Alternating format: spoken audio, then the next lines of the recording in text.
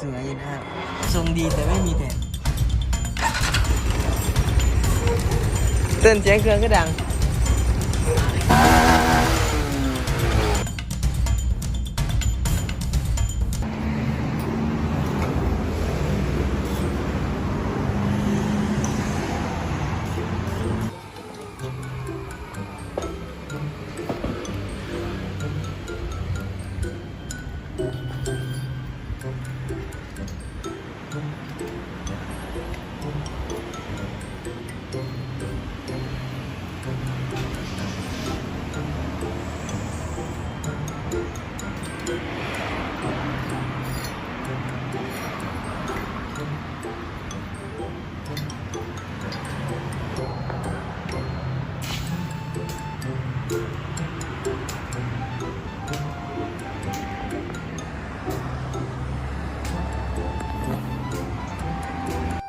ครับก็อยู่กับช่องเลสปินนะวันนี้เราจะมารีวิว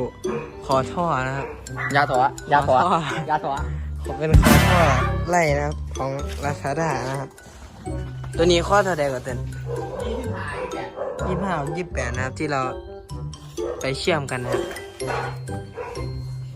ทรงสวยนะครับทรงดีแต่ไม่มีแดดเราจะมาฟังเสียงนะครับเป็นรถเดิมๆนะครับ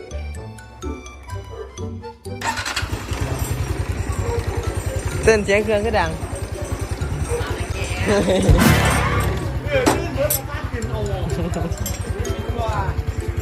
เต้นก็จะเชื่อมท่อผิดตัวตากท่อก็เบี่ยวข้างๆเสียงเดิมๆเลยนะครับ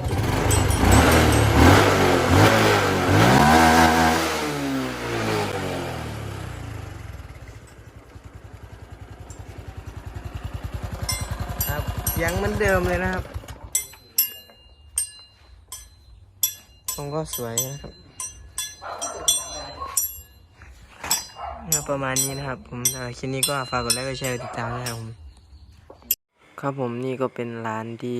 ผมได้ทำการสั่งท่อนะครับก็อยู่ที่ราคาประมาณ200 กว่าบาทรวมส่งนะครับแล้วก็มาค่าเชื่อมใส่อีกประมาณ180 บาทนะครับผมเพราะว่าประกันน้องขาดไปชิ้นหนึ่งนะครับก็ประมาณนี้ผมสำหรับคลิปนี้ก็ฝากกดไลค์กดแชร์กดติดตามนะครับสำหรับคลิปนี้ก็สวัสดีครับผม